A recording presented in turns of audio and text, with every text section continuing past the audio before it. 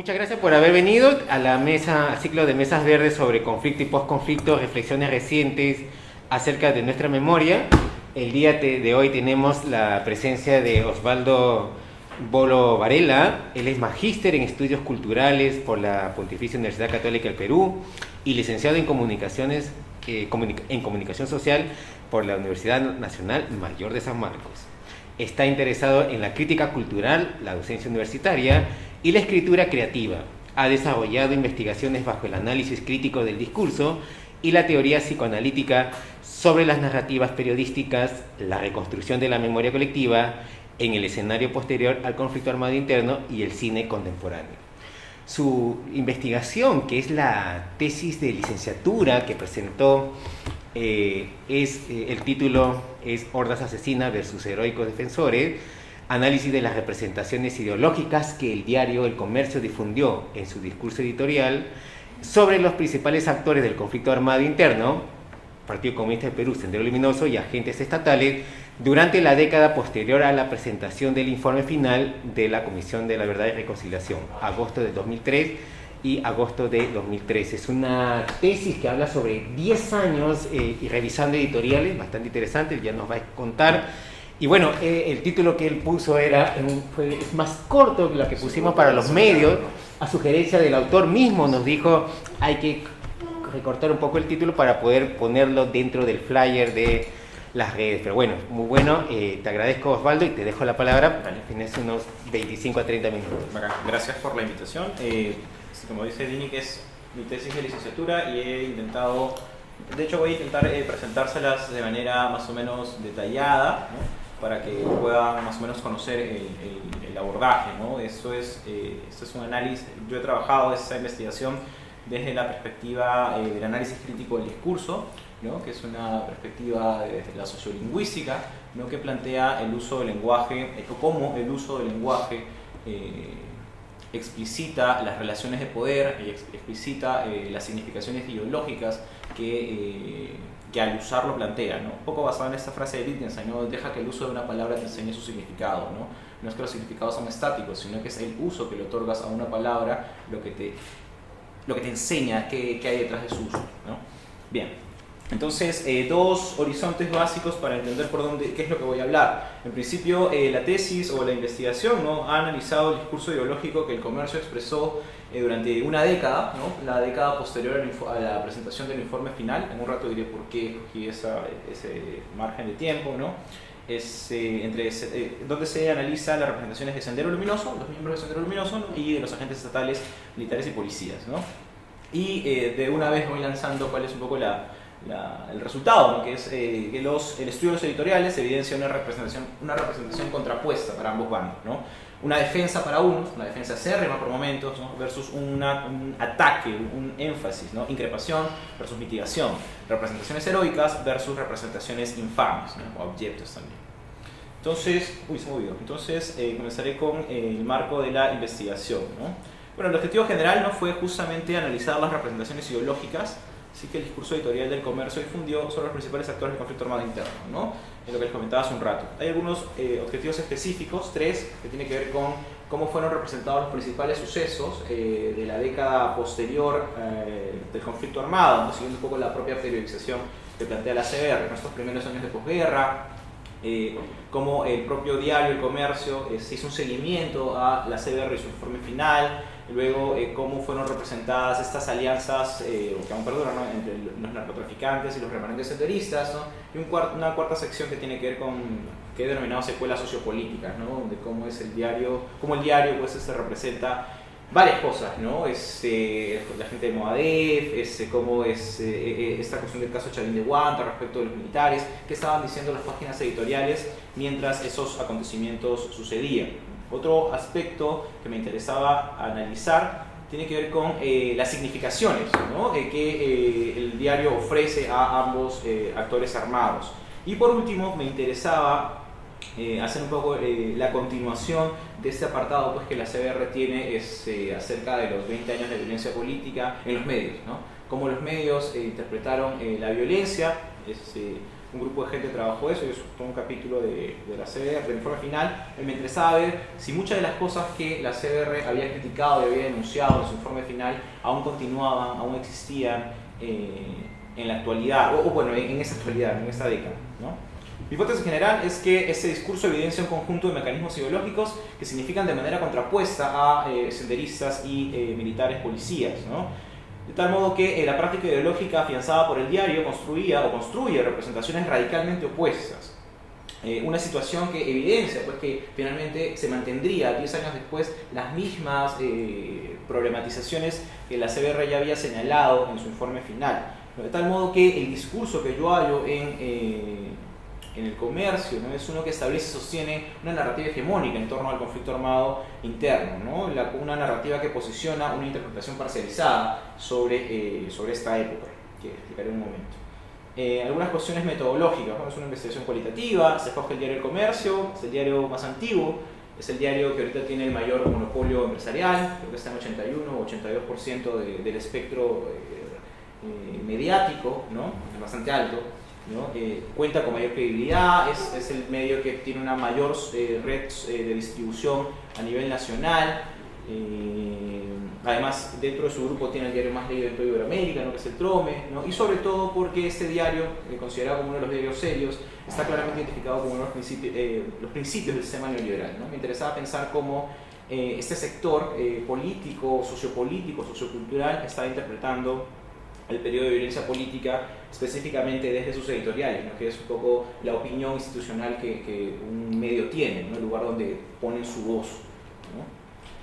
Universo seleccionado. Bueno, yo escogí trabajar desde agosto del 2013 hasta agosto del 2013 porque el trabajo de la CBR, este capítulo, analiza textos periodísticos y editoriales también hasta justo agosto del 2003, hasta julio del 2003, ¿no? Que es cuando ya entregan el informe final y lo presentan, ¿no? Entonces me interesaba continuar, ¿no? Me interesaba ver la década, porque fue justo cuando hice la tesis, comencé a hacer la tesis en el 2013, ¿no? La década había pasado. Y las editoriales, 241 de estas seleccionadas, se trabajaron a partir de algunos criterios, ¿no? Si se mencionaban directamente a los actores, si había un uso explícito de la palabra terrorismo o algún tipo de sus derivados léxicos, si había mostraban relación de identidad o semejanza respecto del fenómeno social, ¿no? Formas de mencionar o de denominar este evento. De estas 241 editoriales, finalmente me quedé con 147, que eran las más representativas, ¿no? Muchas de estas se repetían, muchas de estas editoriales no decían mucho o decían muy poco, ¿no? Redundaban, entonces finalmente 147 fueron las que están colocadas en la tesis, las que analizo y las que hoy he seleccionado algunas para revisar y para un poco mostrar cómo fue el proceso de análisis, ¿no? Un antecedente básico y primordial tiene que ver con el informe final de la CBR, eso es lo que les contaba, ¿no? La CBR examinó las actitudes, estoy citando el informe final, de los medios de comunicación frente a la violencia subversiva y represiva en el año 80-2000. Aquí la CBR concluye que los medios pasaron por distintos momentos, ¿no? Primero un principio un desconcierto inicial, donde la violencia había originado, luego un tratamiento sensacionalista de la información, luego un intento de profesionalizarse frente a la violencia que estaba sucediendo, pero finalmente terminó sucumbiendo a la presión y corrupción durante el régimen fujimotesinista, ¿no? La CBR concluye que a pesar de que hay distintas etapas en estos 20 años de conflicto armado, hay un elemento común a este periodo, ¿no? Y es un señalamiento, ¿no? Una responsabilidad que la comisión le increpa a los medios, ¿no? La responsabilidad que tienen los medios es grande, dicen, pues no ayudaron a disminuir la violencia y el temor que embargó al país, sino que la fomentaron, señala, ¿no? Vamos con el marco teórico. ¿Cuál es un poco el marco en el cual estoy amparando este análisis, ¿no? Estoy pensando con Thompson, de su texto 93, ¿no? Donde plantea que la ideología es uno de los textos más canónicamente aceptados, ¿no? Varios autores luego han escrito a partir de lo que él ha sostenido, ¿no? Esta idea de que estudiar la ideología es estudiar cómo el significado sirve para establecer y sostener relaciones de dominación, ¿no? Cómo las formas simbólicas, y por formas simbólicas entiéndase creencias, entiéndase discursos, entiéndase el lenguaje mismo, el lenguaje en sí mismo, ¿no? Cómo a través de las formas simbólicas el significado se construye y cómo esta construcción del significado se establece en dominio, ¿no? De tal modo que la ideología va a ser entendida para efectos de esta investigación, ¿no? Y teniendo en cuenta que hay múltiples definiciones de ideología, ¿no? Como los significados que legitiman las relaciones de dominación. En ese sentido, la práctica ideológica van a ser justamente las luchas políticas, pues en que se intenta legitimar determinados significados a partir de estas formas simbólicas, ¿no? Como ciertas narrativas van hegemonizándose unas sobre otras o van teniendo mayor acceso, mayor legitimidad, mayor poder de difusión respecto de otras que no lo tienen, ¿no? Una cosa más sobre las ideologías es que, bueno, lo que le decía, ¿no? Las formaciones simbólicas es un intento por imputar sentido, ¿no? Por legitimar su conjunto de representaciones simbólicas, por imponer finalmente una interpretación, mi interpretación o la interpretación del conjunto sociocultural que pertenezco sobre la realidad, ¿no? Frente a ello, el análisis pretende pues modestamente ser una lectura de síntomas, ¿no? Tal cual plantea Gigi, ¿no? Esta idea de el objetivo de la crítica, dice, es descubrir la tendencia no confesada del texto oficial, ¿no? A través de las rupturas, de los espacios en blanco, de los deslices. Aquello que el texto no dice es aquello donde puede leerse cuáles son las verdaderas intenciones, para simplificarlo. Otro punto importante de apoyo teórico tiene que ver con los medios de comunicación, con cómo en el capitalismo contemporáneo, en el capitalismo tardío, ¿no? Son los medios donde la ideología se hace cada vez más eficaz, ¿no? Castro Gómez plantea que los medios contribuyen en gran manera a delinear nuevas formas de subjetividad, a nuevas formas, a estilos de vida, creencias, visiones del mundo, comportamientos. Los más media resultan idóneos para analizar la práctica ideológica que legitima pues, el conflicto armado interno. Es un espacio donde puede tomarse el pulso de qué está diciéndose, de qué está proponiéndose desde estos espacios de gran poder, ¿no? Porque, como bien sabemos, la práctica informativa, el conjunto de saberes, el conjunto de actitudes, el conjunto de creencias en torno a la información y el proceso de consumo, producción y distribución de la información es finalmente el espacio donde se construye la realidad social, ¿no? Como Bergman y Luckmann plantearon en 60 y tantos, ¿no? Y como Miquel Rodrigo hizo la salvedad de que no es que construyan la realidad social, sino que construyen la realidad social pública, ¿no? La agenda, los elementos sobre los cuales se habla. Hay que pensar en los medios, ¿no? A partir de tres intereses, ¿no? Los intereses económicos. Los medios no se inscriben de manera gratuita ni se escriben en el aire, sino que funcionan a partir de propietarios, funcionan a partir de poderes políticos, de poderes empresariales y sobre todo funcionan a partir de la publicidad, ¿no? No existen en sí mismos, sino que existen gracias a esta red de intereses económicos. Pero no solo eso, sino que los medios también existen a partir de un complejo proceso de selección y transformación que tiene que ver con cómo el medio está realizado, los factores burocráticos, que tiene que ver con a qué se le da mayor, a qué acontecimientos de los tantos que suceden se les da mayor prioridad, quiénes tienen acceso a los medios, a quienes siempre se llama para que declaren, a quienes siempre se entrevista para que den su punto de vista sobre determinado evento, ¿no? Tiene que ver también los medios con las significaciones culturales, ¿no? Qué ideologías, bueno, no ideologías, qué creencias están reproduciéndose en los diarios del día a día, ¿no? ¿Qué se está hablando allí? Cómo se están reproduciendo el consenso, los estereotipos, ¿no? El caso de los venezolanos y la xenofobia que está en estos días bastante común, es una muestra de cómo allí también está discutiéndose muchas cosas del imaginario social, ¿no? Y por supuesto la prensa, los medios de comunicación también están construidos desde el lenguaje, ¿no? Desde el uso del lenguaje. La elección de una palabra marca una diferencia en particular, ¿no? Fowler plantea desde la lingüística crítica, ¿no? Que hay siempre diferentes maneras de decir la misma cosa y estas no son alternativas al azar, no son accidentales. Las diferencias en la expresión, o sea, las formas distintas de decir las cosas están implicando distinciones ideológicas, ¿no? Y por tanto, distintas formas en la representación.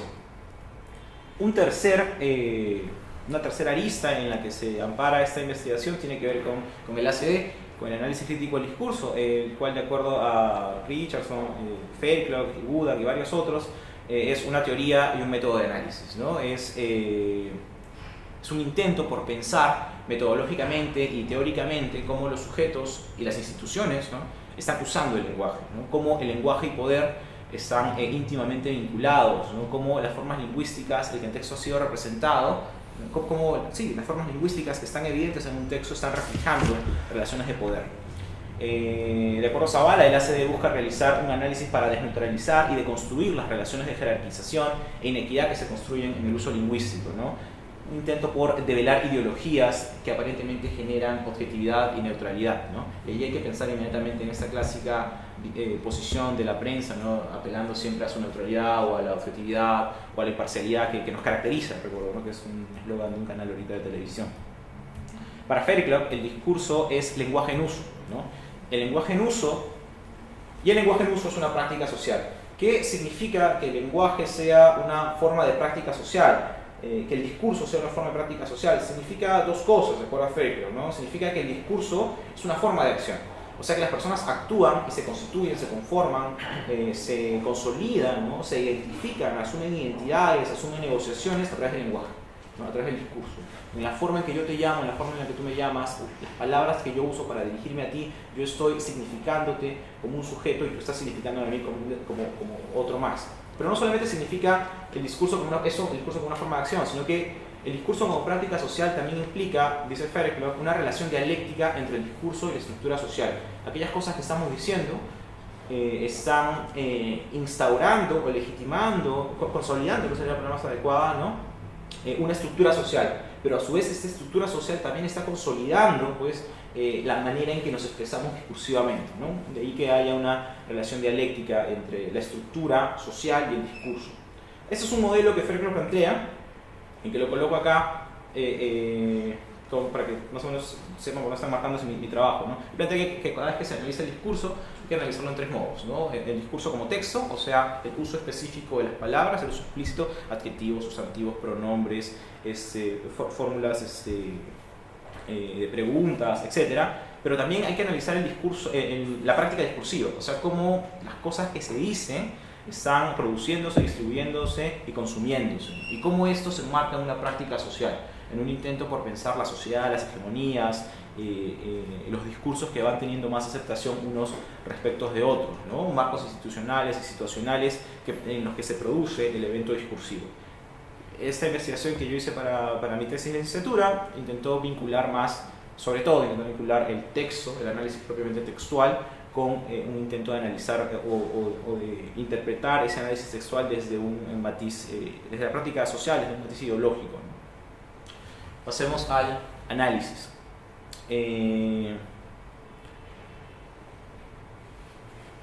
Richardson plantea que hay que analizar el lenguaje sin dejar de analizar la sociedad, ¿no? Sin dejar de analizar, sin dejar de hacer análisis social, ¿no? Es por eso que las estrategias discursivas que yo encuentro, que yo analizo en las editoriales del comercio, son los elementos que permiten evidenciar ciertos mecanismos ideológicos que este diario despliega, que está empleando, ¿no? De este modo se analizan las formas lingüísticas escritas con que el diario significó a ambos actores armados, ¿no? Qué palabras, para ponerlo en simple, se usaron para representar a los actores armados. Porque me interesa justamente identificar el conjunto de significaciones, o sea, la práctica ideológica que el comercio estableció, con las que el comercio estableció y sostuvo relaciones de dominación a partir de los actores y los sucesos del conflicto armado. De tal modo que de estas 241 editoriales que les contaba al principio, seleccionadas entre agosto del 2003 y agosto del 2013, yo las dividí en 4 capítulos, ¿no? Los primeros años de posguerra, está intentando pensar cuáles fueron las imputaciones entre vencedores y vencidos, ¿no? Sobre todo los 2-3 primeros años, finalizar el conflicto, según el marco cronológico que plantea la CBR, ¿no? Finalizar el conflicto, las inculpaciones, los reclamos, ¿no? Luego, otro aspecto vinculado más al seguimiento que se le hace a la CBR, cómo el comercio defiende muchas veces la CBR, cómo ataca a quienes se muestran reacios o quienes están rechazando el informe final, y también cómo el comercio utiliza, ¿no? A través de mecanismos de intertextualidad, el uso de la voz de la CBR para legitimar su propia posición sobre el conflicto, ¿no? Cómo el comercio o las editoriales del comercio, ¿no? hacen uso de la voz de la CBR para legitimar su propia posición. Un tercer momento tiene que ver con el narcoterrorismo, ¿no? o la alianza entre narcotraficantes y los permanentes de Sendero Luminoso, ¿no? Y cómo el comercio también está significando esa relación, ¿no? En cada uno de estos 4, y finalmente, un segmento dedicado a las secuelas sociopolíticas que está en plomo porque No es tanto lo que voy a trabajar ahorita, porque siento que hay un montón de cosas para decir ahí, pero voy a intentar mencionarlas de manera más o menos rala, ¿no? Para que quede una idea de qué es lo que ya analicé. Sobre todo, el primer punto es aquí donde quiero detenerme, donde quiero trabajar con más detenimiento, ¿no? El análisis, y de los otros dos, los dos del medio, ¿no? Diré algunas cosas, y en la cuarta parte pues comentaré un poco las deducciones, las conclusiones a las que llegué. Necesito mostrarle los editoriales en sí mismos. Vamos entonces con los primeros años de posguerra.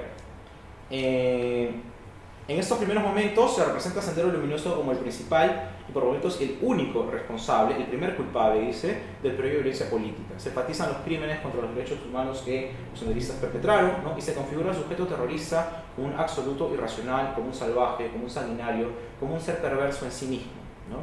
Por el contrario, los grupos militares son representados bajo una mitigación y por momentos una total exclusión de sus responsabilidades durante el conflicto, ¿no? Se defiende su gestión pacificadora, sus acciones heroicas, ¿no? Son finalmente los héroes de la patria, ¿no?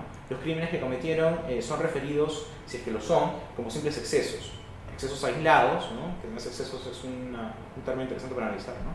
Que no constituyen un accionar generalizado. Veamos cómo se representan los agentes estatales, ¿no? Tres momentos podría decirse. Bueno, en principio es una representación beneficiosa y positiva, ¿no? Tres momentos. Por un lado, una defensa acérrima. Ellos son héroes y si cometieron algún crimen, esos son crímenes individuales, particularizados, que no pertenecen a toda la institución y que solo son simples excesos. Luego hay una mitigación. El diario también constantemente relativiza o silencia, simplemente no dice nada acerca de las responsabilidades estatales. O también hay una relativización.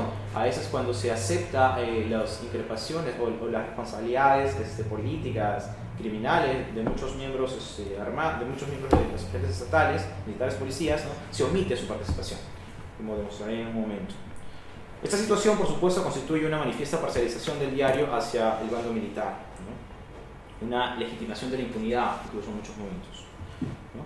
Una primera editorial, una editorial icónica, porque es la que se escribe al día siguiente, ¿no? de la entrega del informe final, ¿no? Se hace así el necesario deslinde con las fuerzas del orden desde el comercio, a las que no se puede poner en la misma balanza. No significa esto que sus excesos no deban ser castigados. Después de todo, ¿qué institución más obligada a actuar dentro de la ley y el orden que las fuerzas del orden? Pero tampoco puede generalizarse y sostener que el asesinato y la extralimitación fueron una política asumida por las instituciones castrenses. Por ello, es también importante que, si bien no en el discurso, se está haciendo referencia al discurso de Lerner, ¿no? Pero sí en el cuerpo del informe, se reconozca la gestión pacificadora y las acciones heroicas de muchos de sus efectivos.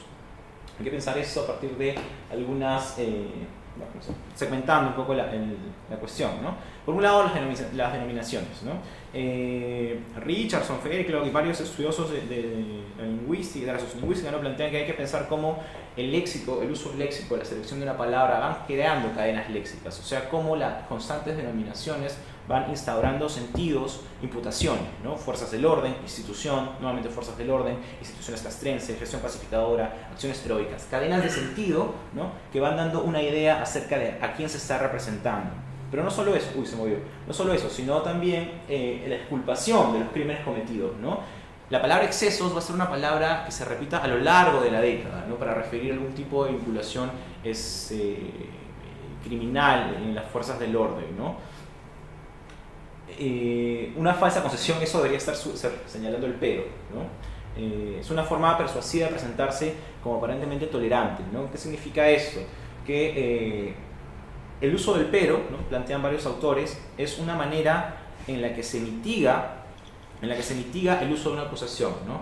No es que sea clasista, ¿no? No es que sea racista, ¿no? Pero los serranos huelen mal, alguien podría decir, ¿no? No es que sea, no es que sea clasista, ¿no? Pero esa gente que se baña en la pileta, ¿no? Son unos incivilizados, ¿no? Algunos ejemplos típicos, ¿no? El pero, ¿no? Lo que hace supuestamente es generar la salvedad respecto a lo que voy a decir. Entonces, acá sucede igual, ¿no? No significa que esos excesos no van a ser castigados. Una petición de castigo, una clara petición de castigo acerca de los crímenes cometidos. Y luego coloca el pero. Pero tampoco puede generalizarse y sostener que el asesinato y la extralimitación fueron una política asumida, ¿no? El efecto del conector pero, dice Zavala, es ir contra las expectativas que se había formado el lector al acercarse a la primera parte de la cláusula, ¿no? Lo que viene después del pero, lo que viene la cláusula inmediatamente posterior, que viene luego del pero, cambia, ¿no? O a favor o en contra, dependiendo de lo que se está argumentando, ¿no? El inicial pedido, lo que estaba en la cláusula anterior, antes del pero, ¿no? Se me olvidó esto que dice. De este modo, el inicial pedido de castigo para los crímenes cometidos por los militares es aminorado por la singularización de la culpa y la consecuente reducción de la responsabilidad hacia algunos de los miembros militares, ¿no? El que los excesos sean castigados, el pedido de los excesos luego es aminorado a solo debe, pero no debe generalizarse. Hay que reconocer los crímenes, pero no generalizarlos. ¿Okay? ¿Qué más? Hay otras cosas por acá. 3 editoriales de 3 años distintos, más o menos casi en la segunda mitad de los años, 2003, 2004, 2005. El uso de los indefinidos, ¿no? La mitigación. Uy, eso está como movido. A ver. La mitigación, aminorando la participación de los representantes estatales. Los excesos, reacciones excesivas, los excesos, nuevamente abajo, los excesos, ¿no? Una forma de denominar a los crímenes cometidos. Lo que les comentaba hace un rato, ¿no? No son crímenes, no son violaciones a los derechos humanos, no son asesinatos, no es otra forma de llamar, no existe otra forma de llamar más que el uso del término excesos. Y por supuesto los pronombres indefinidos, ¿no? Que es también otro uso constante del léxico en estos editoriales, ¿no? En la idea de los excesos de algunos reprobables miembros de las Fuerzas Armadas y Policiales, algunas reacciones excesivas, los excesos de algunos elementos, los excesos de unos pocos, ¿no? Pronombres indefinidos que despersonalizan y sobre todo, como todos sabemos, el uso de un indefinido lo que hace es indeterminar la participación. ¿Cuántos fueron? Algunos, pero no se sabe exactamente el número exacto, ¿no? Hay una indeterminación allí de la participación de los agentes estatales. De esta manera se justificaría el rol defensivo de militares y policías, porque finalmente la imagen del defensor, ¿no? La imagen de aquel que se defiende es mucho más legítima de aquel que ataca, de aquel que agrede, ¿no? Que es el rol que se le asigna a los subversivos militares, ¿no? Perdón, los subversivos, los senderistas. Aquí tenemos otra editorial. Esta es una interesante, que también vamos a hacer de ejemplo para la parte en la que se trabaja la CBR. Tal inacción, el que no se hayan aplicado las recomendaciones del informe final. Esto es un reclamo del comercio acerca de por qué no se usan el informe final, por qué no se utilizan las recomendaciones del informe final, ¿no? Dice que es sumamente lamentable y perjudicial, pues desvirtúa y echa por la borda la motivación básica de la CBR. Aquí el comercio está escribiendo cuál es la finalidad de la CBR. Por un lado, dice reparar tanto material como moralmente a las víctimas inocentes de la guerra con Sendero Luminoso y el MRTA. ¿Cuál es el otro objetivo de la CBR? Restañar las heridas sufridas por la nación durante 2 décadas de violencia terrorista. Estas cláusulas, es una cláusula por elaboración. Yo anuncio algo que luego voy a elaborar en 2 momentos distintos, ¿no? Por un lado hay un vínculo por elaboración, se unilateraliza, ¿no? Y distorsiona el objetivo de la CBR. Como muchos saben, consultando el informe final, ¿no? La CBR en sus objetivos nada más dice que claramente ella se encarga, esta institución, este organismo se encarga de analizar los crímenes cometidos por los agentes estatales, por los agentes subversivos, por los miembros subversivos, pero también por los agentes estatales, ¿no? Eso es algo que el comercio no dice, ¿no? Esta no solo se ocupa de los bandos subversivos, sino también de los crímenes estatales, ¿no? Y es así que se omite el agente, ¿no? Ese símbolo de vacío está justamente señalando la omisión de lo que en otro texto, lo que en otra manera de decir habría podido señalarse también, ¿no? Por ejemplo, ¿quién estuvo la guerra? Sendero Luminoso y el MRTA, ¿no? Dice, moralmente las víctimas inocentes de la guerra con Sendero Luminoso, pero se señala quién es el agente, quiénes son los sujetos, quién es el participante que está teniendo la guerra con Sendero Luminoso. O la idea de la violencia terrorista, ¿no? Fue la única existente y la ejercida por el aparato estatal, porque no se mencionaba, ¿no? Que además, como bien sabemos, generó aproximadamente 20.000 víctimas también, cerca del 40% de las víctimas totales, ¿no? Esa fue una primera aproximación a la representación de los agentes estatales, ¿no? Veamos ahora cómo se está representando a Sendero. Obviamente hay una representación negativa acá, ¿no? Hay una absolutización, ¿no? Estos sujetos son caracterizados desde una constitución irracional, sanguinaria, asesina, ¿no? Son significados como seres malvados y perversos, son descalificados moralmente, racionalmente, ¿no? Se enfatizan los crímenes cometidos y su responsabilidad en el conflicto, ¿no? Los únicos responsables, y por momentos parece que solo fueran los únicos partícipes del periodo de violencia. Hay, por supuesto, aquí una configuración dicotómica y excluyente, ¿no? Que impide una comprensión compleja de la subversión, ¿no? permiten invisibilizar y que sobre todo cumplen una función, ¿no? De acuerdo al análisis. El que se permita invisibilizar lo realizado por los agentes estatales. Nuevamente, ciñéndonos al mismo texto icónico del día siguiente de la presentación del informe final, ¿no? Primero, ¿cómo se está denominando las instituciones? Primero comparemos las denominaciones institucionales versus las denominaciones valorativas, ¿no? Miremos como primer culpable, o sea, las palabras que hacen referencia a Sendero Luminoso, ¿no? Primer culpable, execrable, terrorista, supremos responsables, versus las palabras que hacen referencia a los agentes estatales, responsabilidad política, los gobernantes, estrategias antisubversivas, ¿no? Además, miremos esta cuestión adversativa, como el inicial pedido de asumir distintas responsabilidades, ¿no? El primer párrafo está hablando justamente de que hay una responsabilidad ciudadana, una responsabilidad política, ¿no? Por asumir lo que cada uno de los ciudadanos tuvo de responsabilidad durante el conflicto, es aminorada, ¿no? Es desechada incluso, ¿no? Por enfatizar la responsabilidad de Sendero Luminoso, ¿no? El primer culpable, ¿no? Y por supuesto su execrable líder, Abimael Guzmán. Hay por supuesto atribución de culpas, hay un énfasis en la responsabilidad mayor de Sendero Luminoso, que contrasta con solo la responsabilidad política de los gobernantes. Mientras la responsabilidad es total o mayor de Sendero Luminoso, a los agentes estatales solo se les increpa, ¿no? En la responsabilidad política. Por supuesto, hay una responsabilidad total para unos versus una responsabilidad solo parcial para otros. El énfasis y eso es voy adelantando una de las conclusiones, ¿no? El énfasis en la responsabilidad de Sendero sirve para ocultar o solapar la responsabilidad de los grupos militares. Un par de ejemplos más. El país ha contraído una deuda inmensa con los militares y policías que lucharon, ¿no? Contra las hordas homicidas de Sendero Luminoso y Libertad y que dejaron en sus filas un saldo tenebroso de muertes y heridos. Hay que pensar aquí los procesos materiales, ¿no?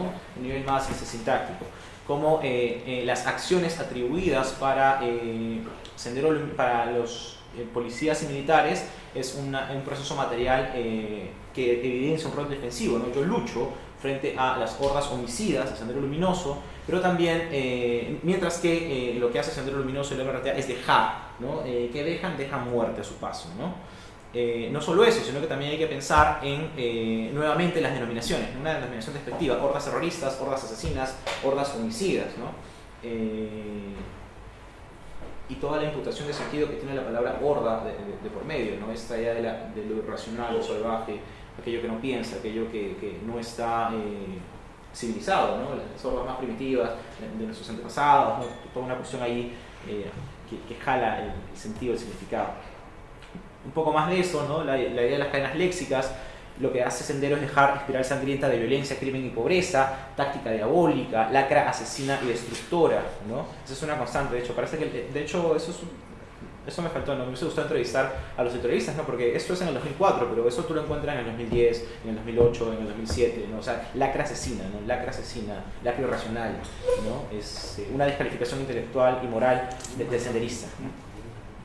Eso es un primer momento. Lo otro tiene que ver con el seguimiento de la CBR, ¿no? Que es un poco lo que les decía. El comercio respalda constantemente a la CBR, ¿no? La constituye como un suceso importante, la respeta, la defiende, incluso cuando la critica, se cuida mucho de que esa crítica sea moderada, de solaparla, de no criticarla directamente, ¿no? Modaliza sus críticas. Sin embargo, el diario utiliza la posición de la CBR para fundamentar y validar su propia postura, ¿no? Como veremos a continuación. Acá tenemos 3 editoriales. Por un lado, estos son ejemplos de la defensa del informe, ¿no? El arduo trabajo de la CBR, ¿no? Pero ¿cuál es ese trabajo de la CBR? Que determinó que Sendero Luminoso es el principal responsable de la violencia, ¿no? El elemento explicativo que detalla lo trabajado por la CBR, al igual que el ejemplo anterior que hablaba de cuáles eran los objetivos de la CBR, ¿no? Nuevamente, no se habla de que el otro objetivo de la CBR es también analizar o investigar lo hecho por las fuerzas estatales. Luego, cuando se critica, ¿no? Hay una modalización de lo erróneo, hay un cuidado por cómo se señalan los errores o omisiones, ¿no? El informe de la CBR que puede tener errores o omisiones, ¿no? Pero en general esta obra monumental e histórica aporta elementos suficientes para entender lo que pasó. Hay una mitigación allí, ¿no? A pesar de que los errores están señalándose, hay que entender que más es el peso monumental e histórico que los posibles errores que pudiera tener. ¿no? Otra forma, ¿no? Un reconocimiento parcial, ¿no? La CDR presentó un informe que nos enrostró cifras y realidades vergonzantes a partir de la barbarie terrorista. Nuevamente el término barbarie vinculándose bastante bien con el término hordas, ¿no? Y nuevamente ese reconocimiento de solo una parte de a lo que se ha dedicado la CDR, ¿no? Analizar el accionar senderista y maratista. Esos son algunos ejemplos, ¿no? Otros ejemplos, en el caso del narcosenderismo en el BRAE, ¿no? Existe un rechazo total del narcosenderismo, ¿no? Aquí hay una representación delictiva, ilegal, ¿no? Hay un énfasis además en el carácter fragmentario y derrotado y excluido del sendero luminoso, ¿no? Recordemos que quienes están uniéndose al narcotráfico ya no es ese sendero luminoso histórico, ¿no? Esa gorrita es esa edición, ¿no? El sendero luminoso histórico, el sendero luminoso del BRAE, ¿no? Y el comercio hace justamente énfasis en ello, ¿no? En cómo están fragmentados, derrotados, ¿no? Y cómo, a pesar de que están fragmentados y derrotados, eso es interesante porque se les dice que están fragmentados y derrotados, constantemente, a su vez, también se les constituye como el enemigo actual, una potencial amenaza, alguien que está allí y que cualquier día puede rebrotar, a pesar de que está derrotado y excluido. Hay una contradicción aquí, ¿no? Pero así está. Por el contrario, ¿no? Las fuerzas militares, nuevamente, ¿no? Son defendidas y absolutizadas como héroes. Se les ataca, el diario ataca a quien critica a los combatientes, ¿no? Y se exige mayor efectividad para los líderes que están a cargo de estas huestes combatiendo, ¿no? Sin embargo, hay que tener en cuenta acá que el escenario es distinto, ¿no? El contexto es distinto, ¿no? Las personas que están combatiendo en el BRAE en ese momento e incluso ahora tienen una representación y una posición histórica distinta a la que estuvieron pues, en Ayacucho, en zonas de emergencia y tantas otras cosas, ¿no? Y un accionar distinto también. Aquí algunos ejemplos, ¿no? Miren años distintos, 2006, 2004, 2005, ¿no? Lacra perversa, esa lacra asesina, destructora, vulgares mercenarios, ¿no? La idea de los grupúsculos, haciendo justamente referencia a la exclusión, al fin, ¿no? Las adjetivaciones recurrentes nos permiten pensar, o nos posibilitan pensar, ¿no? Cuáles son las identidades que se están otorgando al grupo representado, ¿no? ¿Qué identidades están poniéndose en juego? ¿Cómo están ubicándolos? Y por supuesto una actualización del enemigo, ¿no? El enemigo que enfrentamos además, ¿no? Una construcción de un nosotros colectivo, ¿no? Esta idea del pueblo. Para pensar un poco con el cuadrado ideológico de Van Dyck, ¿no? Cómo nosotros siempre es representado de manera positiva. Las cosas buenas que mi grupo de pertenencia hace siempre son enfatizadas, mientras que las cosas malas que mi grupo de pertenencia hace son desenfatizadas. Las cosas malas que el grupo ajeno hace son enfatizadas, mientras que las cosas buenas que el grupo ajeno hace son desenfatizadas, ¿no?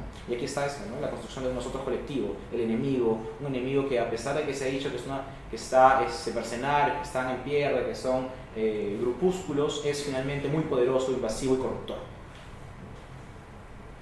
Secuelas sociopolíticas. Aquí no tengo ejemplos, pero quería resumirles, o sea, sí los tengo, pero no los he colocado, ¿no? Pero quería resumirles, estoy estudiando el tope, quería resumirles qué es lo que encontré, ¿no? Por un lado hay una incredulidad y desestimación ante los reclamos de los procesados por terrorismo, ¿no?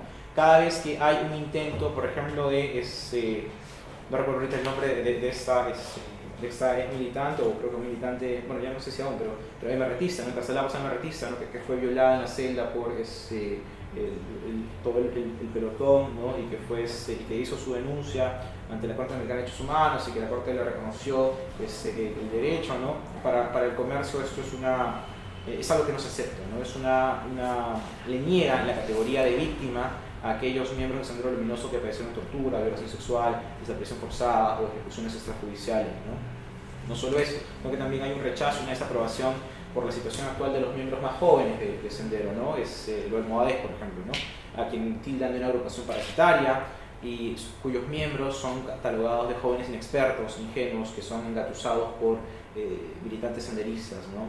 Por otro lado, los miembros militares policiales, ¿no? En ese ámbito, en ese aspecto, en esa temática, ¿no? permanecen elogiados y defendidos. Sin embargo, con los juicios de la Corte Interamericana de Derechos Humanos, justo ese momento en el cual los comandos Chavín y Guantar están siendo juzgados por los anarquistas asesinados extrajudicialmente, ¿no? Es cuando quizá el comercio usa una absolutización que llega a su mayor grado de defensa, ¿no? Del cuerpo militar, ¿no? Incluso no recuerdo si está Wagner ahí, pero creo que hay una editorial que está así directamente dedicada a Wagner, ¿no? Diciendo que es algo así como póngase los pantalones, ¿no? Póngase en su lugar, algo por el estilo, ¿no? En donde están increpándole cómo es posible que acepte este fallo de La Haya, de la Corte de San José. Sin embargo, ¿no? Cuando los diarios, cuando las editoriales, ¿no?, están hablando de los casos de Barrios Altos y las Cantutas, aquí más bien la crítica cambia.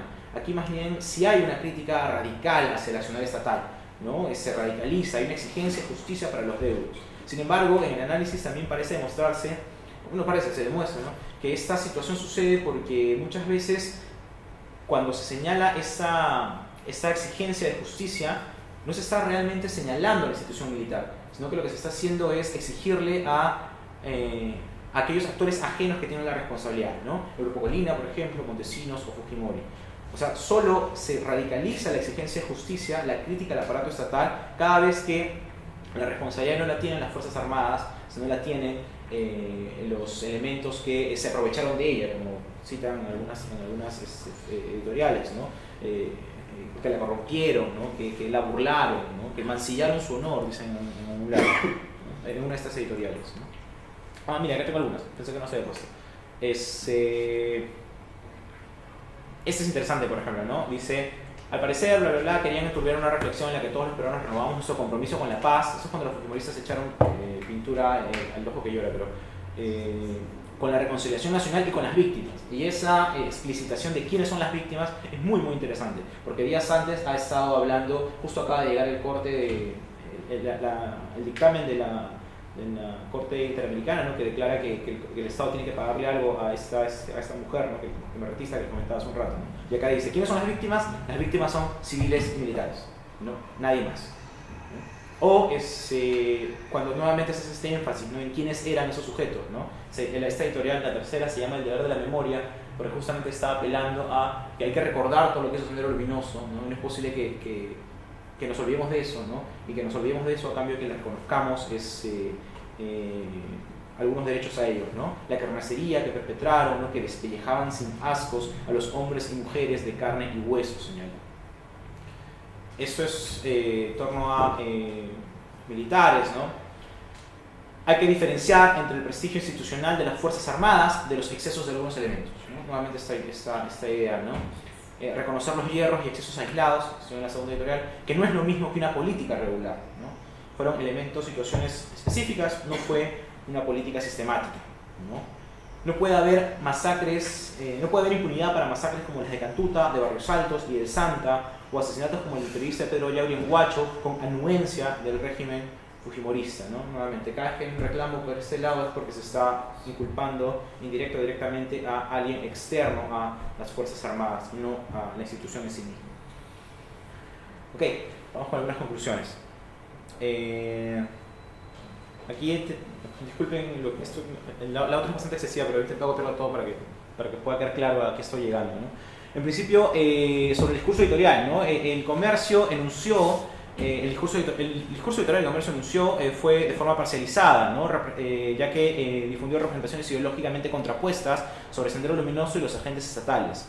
Esta empresa periodística ha establecido una dicotomía radical. ¿En qué consiste esta dicotomía radical? Por un lado, el diario ha expresado elogios incondicionales y una defensa justificatoria para los militares y policías, aun cuando muchos de ellos atentaron de forma sistemática contra los derechos humanos de la población civil, siendo responsables de aproximadamente 20.000 víctimas durante el conflicto armado. Por otro lado, el otro componente de la dicotomía es que el diario ha sostenido repudios categóricos y ataques sistemáticos para los miembros subversivos. Se han sobreenfatizado los crímenes que realizaron, perpetuándose el estigma social que estos sujetos poseen, y a partir de ello se han mitigado o invisibilizado los crímenes cometidos por los agentes estatales, puesto que los crímenes realizados por los agentes estatales resultarían menores en comparación a lo realizado por los senderistas. Una segunda conclusión sobre los agentes estatales.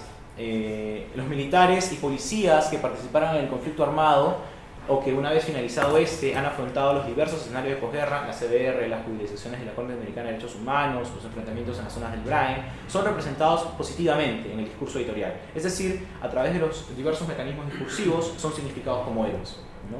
De este modo se establece y respalda su intervención en el conflicto como una participación defensiva, una respuesta necesaria al ataque senderista. Así se legitiman y elogian las medidas contrasubversivas que emplearon, los excesos, ¿no?, de estas medidas contrasubversivas. En ese sentido, se atenúa o omite cualquier referencia a los crímenes contra los derechos humanos que perpetraron. Incluso, en muchas ocasiones suelen justificarse estas acciones punibles al recurrir a fuentes autorizadas para validar su posición, como la adaptación o modificación que se hace de la CBR en su informe final, o al particularizar las responsabilidades en miembros específicos o en elementos externos a la institución, como Fujimori, Montesinos o el propio Sendero Luminoso, ¿no?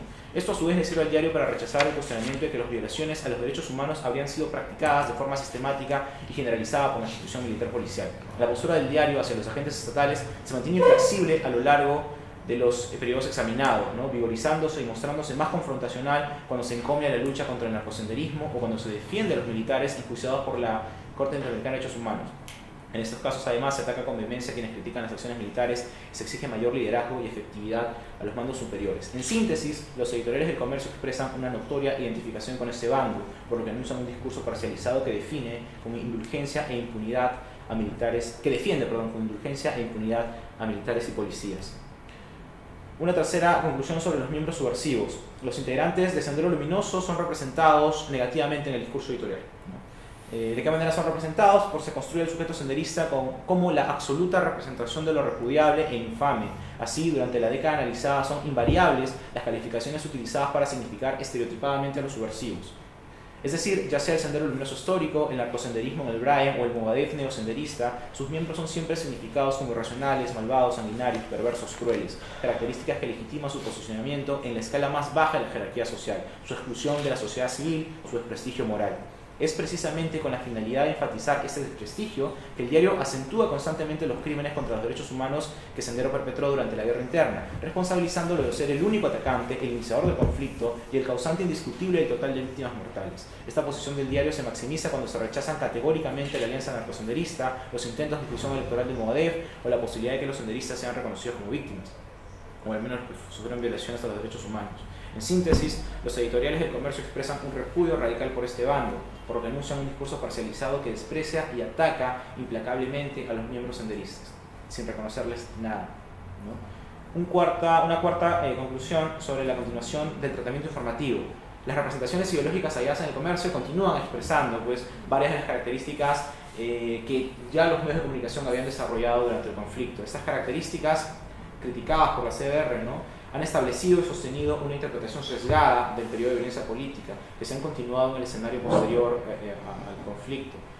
De esta manera, los sucesos informados, de acuerdo al posicionamiento político del diario, la amplia condescendencia con los crímenes cometidos por los agentes estatales o los intentos por enfatizar el desprestigio de las agrupaciones subversivas, constituyen las principales características que el diario ha mantenido en su discurso editorial. Y finalmente, una última conclusión sobre la narrativa hegemónica que se está legitimando aquí, ¿no?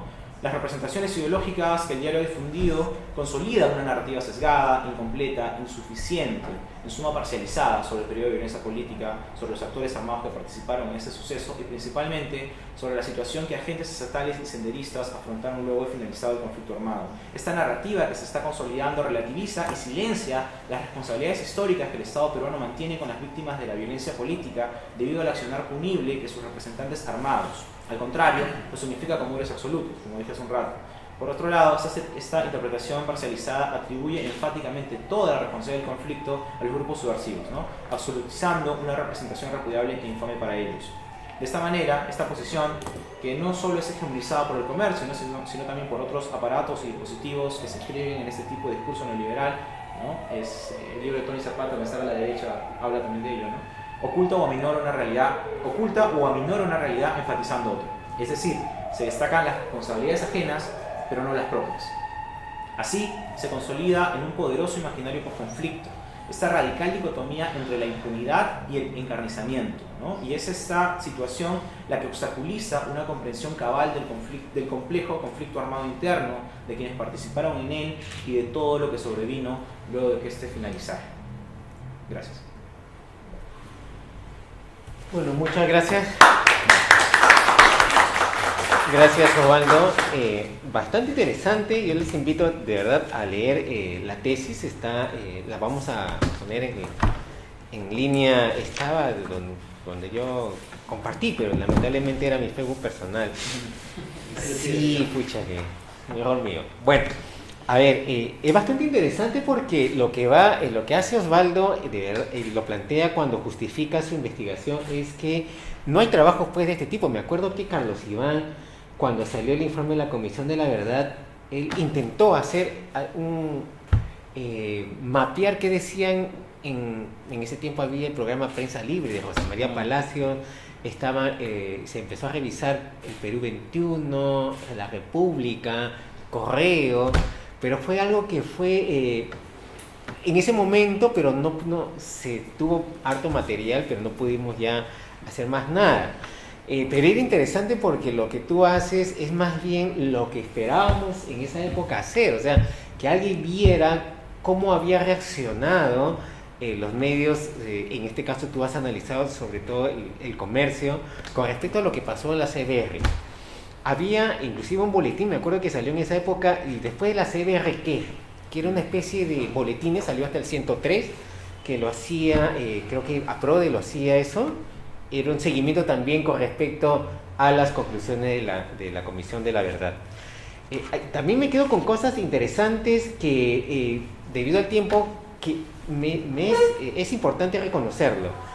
Cuando tú haces la crítica a la Comisión de la Verdad, o sea, obviamente, si bien la Comisión de la Verdad permite traer a colación el comportamiento de la prensa durante esos medios, es importante lo que tú señalas, cómo es que los medios de comunicación pasa o empieza a informar el conflicto armado interno. Recuperas tú lo que dice la Comisión de la Verdad, estos 4 momentos donde el inicial desconcierto, luego viene la polarización frente al inicio de las acciones armadas, el consecuente sancionalismo con que se informan los sucesos, un intento posterior a la profesionalización, que tiene que ver sobre todo con este periodismo de investigación, que sí, tú también lo señalas, sí, ¿no? Claro, y que habla sobre todo de los grupos paramilitares, y también esta etapa en la cual que la conocemos como la corrupción en la prensa durante el régimen fujimontesínista. Y me quedaba pensando, o sea, el comportamiento de la prensa estaba también como a la par con este sendero que surge en los años 80, un desconcierto que es lo mismo que ocurre con la izquierda. ¿Ya? Ahora, y la crítica que tú le haces es que en el capítulo que desarrolla la CBR en el tomo 4, creo que está. Sí, el tomo de las instituciones. Así es, son 3 puntos lo que tú dices, vas a criticar al informe de la CBR, que me parecen interesantes y también necesarios de señalarlo. La constante apología a la objetividad periodística y la omisión acerca del ineludible rol empresarial, que tú ya lo pones en extenso en la tesis. No se puede desvincular prensa con el rol empresarial. Entonces ya tú puedes ver lo demás, lo que señalas con respecto a discurso y poder, ya discurso y legitimación del poder, ahí cae solito. Luego, acerca del ineludible rol empresarial de la más media, el cuestionamiento parcial de la vinculación entre los medios de comunicación y los agentes estatales, y el desorden y la poca claridad con que se expresa el análisis. Entonces, como yo pensaba de que los grupos de izquierda, en un inicio también, me acuerdo que hasta el año 84, 85, hasta el 86, hay esta incomprensión de sendero, los medios pareciera que los que hicieron esta parte del capítulo del informe, como que se estuviesen cubrando en sanidad, ¿no? O sea, lo que pasó en esas épocas, tratan de esa búsqueda de objetividad, pero si tú lo estás demostrando que es imposible desvincular el rol empresarial de los medios de comunicación, entonces, esta búsqueda de objetividad, ¿es posible? ¿Realmente es posible? De verdad, parece que no. Luego, la hipótesis que planteas, tanto la general como las específicas, también demuestran, una vez que presentas tus hallazgos, lo que ya en las conclusiones has demostrado. Cuestiones importantes, tú mismo lo has dicho y también totalmente de acuerdo, la imposibilidad de desvincular lenguaje y poder, esta cuestión de el comercio y que puede haber sido también lo que haya hecho los demás medios, que esta búsqueda de imparcialidad y objetividad no es posible, no es posible, ¿no? El lenguaje entonces también no lo puedes ver dentro, fuera de una práctica social, ¿ya? Y que estos últimos, inclusive cuando ya tú presentas las conclusiones, estas 4 partes, inclusive en los hallazgos que tú presentas, inclusive periodizas, ¿no? O sea, hay del 2003 al 2006, 2006 al 2009 y de 2009 al 2013 más o menos vas analizando las editoriales, que finalmente nos presenta lo que ya en el 4º punto tú señalas, una visión totalmente generalizadora de lo que ocurre y que imposibilita de verdad poder analizar con esta palabra también difícil, rigurosidad, diríamos, lo que ha pasado pues en el conflicto armado interno, y se ha posicionado un imaginario post-conflicto que tú mismo lo señalas, sesgada, incompleta, insuficiente, parcializada, que relativiza o que silencia.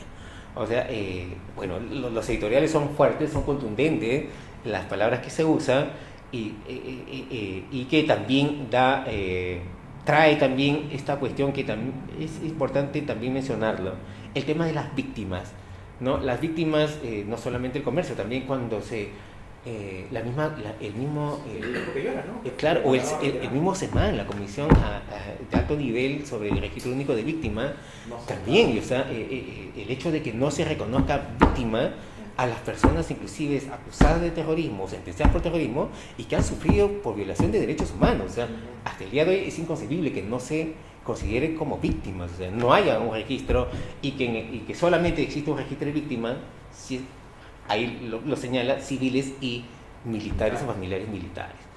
¿Ya? Entonces, como les digo, la investigación es bastante extensa, los invito de verdad a revisar, es muy rica también en la información, esta cuestión del análisis discursivo. A veces pareciera que tuviera sus trampas, pero sí es posible realizar un análisis discursivo de los medios de información. Me quedo con una pregunta, o sea, finalmente,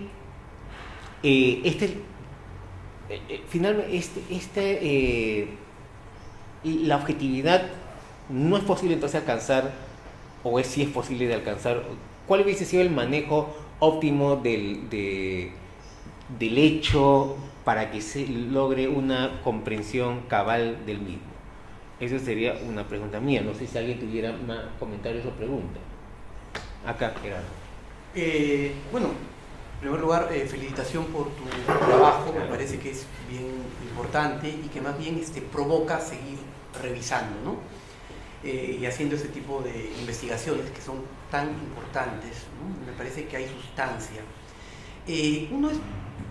La primera pregunta es ¿por qué te concentraste en los años del post-conflicto? Porque te hubieras podido concentrar también en los años del conflicto, ¿no? La prensa pues articula un discurso y el discurso genera realidad, o sea, construye una realidad, ¿no? Tanto es así que si hubieras hecho una comparación entre el discurso del comercio y el discurso del diario, o sea, tú hubieras podido poner el mismo titular, ¿no? Hordas asesinas versus heroicos combatientes, y podría ser análisis del diario, del nuevo diario de 1989 al 90, ¿no? O sea, podría ser exactamente lo mismo, ¿no? Entonces, la pregunta sería, ¿por qué cogiste el post-conflicto? No he entendido bien la referencia a la CBR, o sea, entiendo cómo, digamos, el objetivo de tu tesis, pero ¿dónde entra ahí la CBR?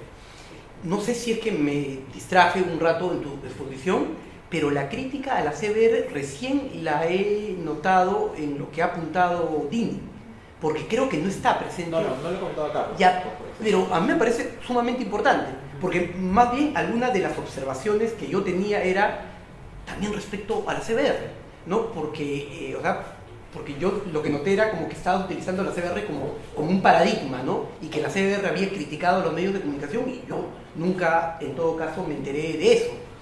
Entonces, recién con lo que ha hecho notar Dini, sí me he dado cuenta que hay una crítica de tu parte a cómo la CBR enfoca y yo la comparto, ¿no? Porque de alguna manera cuando el comercio, ¿no? Pone que mitiga y todo eso, yo digo, ¿no? ¿Acaso en la CR no hay un poquito de eso? Hay algo de eso, de mitigar, ¿no? Hay sistemático en algunos lugares, ¿no? Las cifras, ¿no? El principal, ¿no? Claro, lo dice de otra manera, pero el hecho mismo que el comercio utilice a la CR como, o sea, y lo legitima, ¿no? Entonces ahí nos preguntamos. Y aquí hay otra cuestión, otra pregunta. ¿Has notado un cambio del comercio, o sea, de cómo ellos emplean, o sea, utilizan este lenguaje en los primeros años de tu estudio y cómo lo utilizan en los años posteriores? Porque lo que sí sabemos es que el comercio sí cambió. Sí, claro. Ha cambiado de línea editorial. O sea, digamos, el comercio de Alejandro Miró Quesada no es el mismo comercio que Fritz Dubat y que Marta Meyer.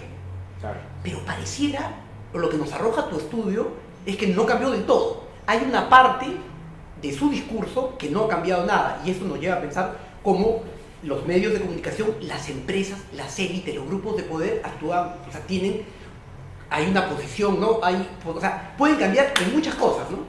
Pero hay temas en los que no van a cambiar, ¿no? Y es en esa posición que sigue utilizando.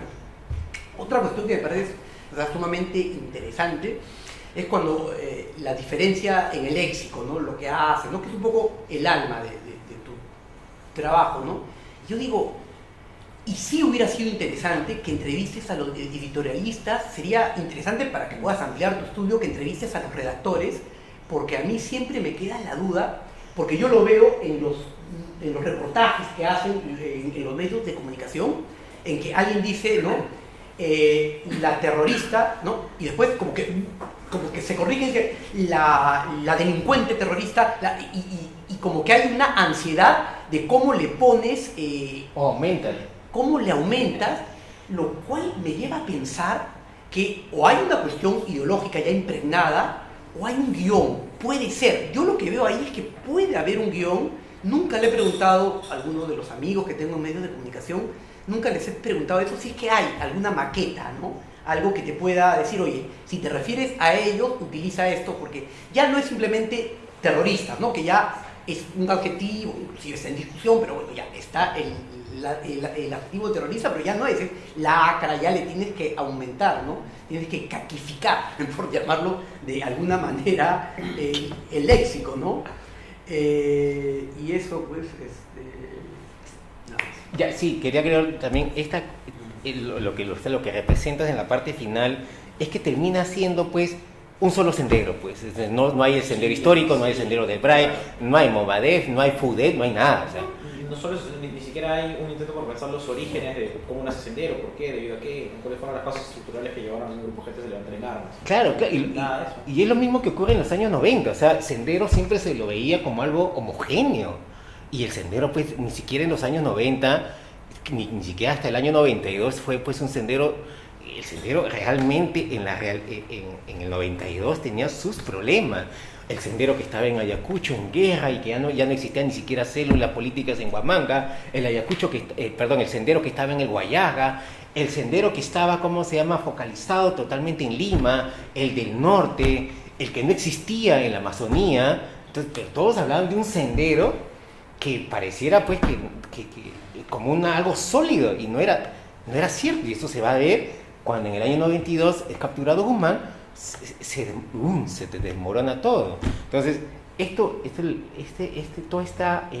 imaginario que se va creando desde los medios, no solamente el comercio, sino, como lo decía Gerardo, o sea, lo que está ocurriendo ahora. Por ejemplo, hace unos días salió una noticia haciendo referencia de que han salido 13.900 sentenciados, y lo que enseña como telón de fondo es la prisión marchando de los años 80 del reportaje de la prensa española, que es lo único que siempre, una y otra vez, pero ya, hay dos cosas ahí. Primero, ese es un sendero de las épocas de los inicios de los 90.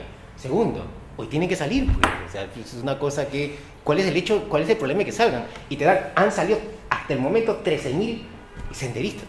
y pues, ya cumplió su pena, tiene que salir. Sí, claro. O sea, pero ese mínimo reconocimiento de humanidad es un reconocimiento básico, elemental de derechos humanos, ¿no? O sea, claro, no o sea, pero la manera de sensacionalismo de la cifra, de la manera como lo señalan, es a veces, pues, ya conocemos por qué tienen esa intencionalidad. ¿Preguntas, comentarios? Pero puedo primero responder lo que han dicho ustedes, porque a ver, tú me preguntaste sobre ¿por qué la CBR? Que como que lo más sencillo. ¿Por qué el escenario post-conflicto? ¿No? Bueno, por intereses personales, ¿no? A mí siempre me ha interesado pensar cómo mi generación es heredera un poco de este conflicto, ¿no? O sea, cuando yo nací el conflicto estaba casi acabándose, ¿no? Estaba en sus últimas etapas, y cuando tenía más o menos conciencia, entré a la universidad, ¿no? Ya lo que quedaba eran rezagos, ¿no? Lo que quedaba era el recuerdo de que en ese salón una vez a Lévano le dijeron que era un reaccionario y lanzaron una granada, ¿no? El recuerdo que aquí habían salones pintados, o sea, eso. Entonces me interesaba pensar cómo ese evento había afectado la época actual, ¿no? Y es por un lado. Por otro lado, también porque me parecía que, a pesar de las críticas que Dini ha comentado que le hago a la CBR a ese apartado sobre los medios de comunicación, me parece que es un trabajo cuantioso, ¿no? Creo que Jacqueline Fox es la que justo se encarga de hacer eso, ¿no? Claro, sí, y claro, me parece por momentos un poco desordenado, por momentos muy amparado en esa objetividad periodística, ¿no? Pero es respetable igual, ¿no? Es un poco como el informe final, ¿no? O sea, hay toda una intención victimocentrista, ¿no? Es descentralizar a la víctima neutral, la víctima pura, la víctima absoluta, y eso es criticable. Pero eso es, pues, una gran chamba sobre la que ahora uno puede criticar, ¿no? Entonces, me interesaba por eso, ¿no? Porque me parecía que ya se había hecho la chamba exhaustiva, o una gran chamba, no sé si exhaustiva, un gran trabajo, ¿no? Me interesaba ver cómo había esta continuación, ¿no? Con la CBR. Luego, me preguntas algo más que no me acuerdo, ¿no? Se había un guión. Se había un guión, sí. No lo sé, ¿sabes? No lo sé, porque... sería interesante indagar. Sí, yo sé que ahí en ese tiempo estaban de editorialistas Michilot, pues, ¿no? Que es una persona de San Marcos, de hecho.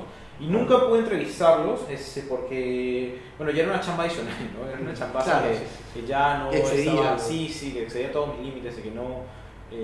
al principio quería hacerlo, ¿no? Pero poco a poco, cuando uno va dejando cosas en la tesis, pues eso fue una de las casi últimas cosas que me resistí a dejar, ¿no? Pero sí, sería interesante poder entrevistarlo. Yo creo que no hay un guión, pero no hay un guión escrito, no hay un guión ideológico, creo, ¿no? O sea, hay un guión que se repite a nivel de cómo se están comprendiendo las cosas, ¿no? O sea, hay una comprensión que ya se ha vuelto sentido común, ¿no? Acerca de cómo mirar lo que tú decías, ¿no? El delincuente terrorista, ¿no? El criminal terrorista, ¿no? La lacra asesina, ¿no? O sea, una automatización en torno a este sujeto hay que invalidarlo, ¿no? Y que también está, por supuesto, marcado por el lado sensacionalista, ¿no? De los propios factores burocráticos de la empresa, ¿no? De cómo el medio está finalmente buscando vender, ¿no? Y una forma de vender es crear algún tipo de noticia que sea interesante al público, ¿no? La noticia la sacó Perú 21, ¿no? La semana pasada, en torno a que por fin el juzgado había dictaminado meter a la gente en Movadez presos, ¿no? Que ya los iban a enjuiciar, o los iban a llamar, creo. Esa noticia, por ejemplo, ¿no? O sea, la noticia solo era en torno a que el juez había pasado un documento de un despacho a otro, ¿no? Pero la noticia era, ya los van a meter presos, ¿no? Ya pronto van a caer y pagarán sus culpas, ¿no? Esos que aún no habían sido apresados, ¿no? Entonces, no creo que haya un guión explícito, o lo que hay es un guión ideológico, tácito, convertido en sentido común, en torno a cómo aproximarse, o cómo representar, o cómo ver a estos sujetos, ¿no?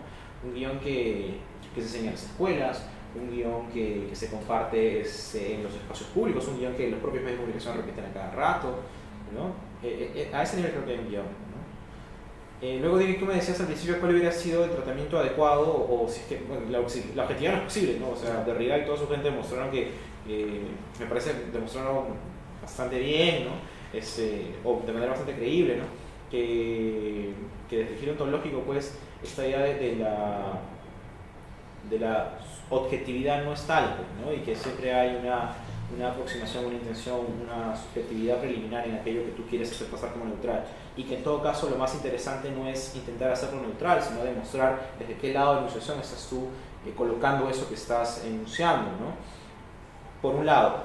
Por otro lado, creo que también es importante ese trabajo que se le pide a todo periodista básico, ¿no? Contrastar fuentes, ¿no? O sea, si a ti te dicen algo, tienes que ir a posiblemente su contrario, si me han dicho esto, creo que sea cierto, no contrastar cosas, ¿no? Creo que más allá de la objetividad, lo que el periodismo debería apelar es a un trabajo riguroso, y un trabajo riguroso implica un intento por recoger múltiples voces que tengan algo que decir sobre un mismo acontecimiento, ¿no?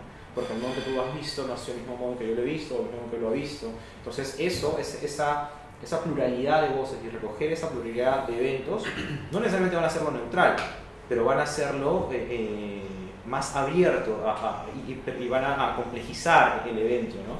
Y eso es lo que nos pasa acá, ¿no? En los editoriales y tampoco en las noticias, ¿no?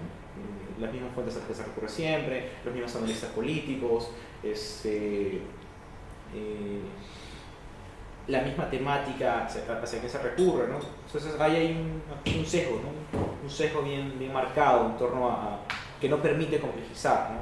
No hay un intento por pluralizar la situación, ¿no? Que me parece que sería lo que podría reemplazar a esa ya obsoleta objetividad. ¿Sí? ¿Preguntas? Oscar.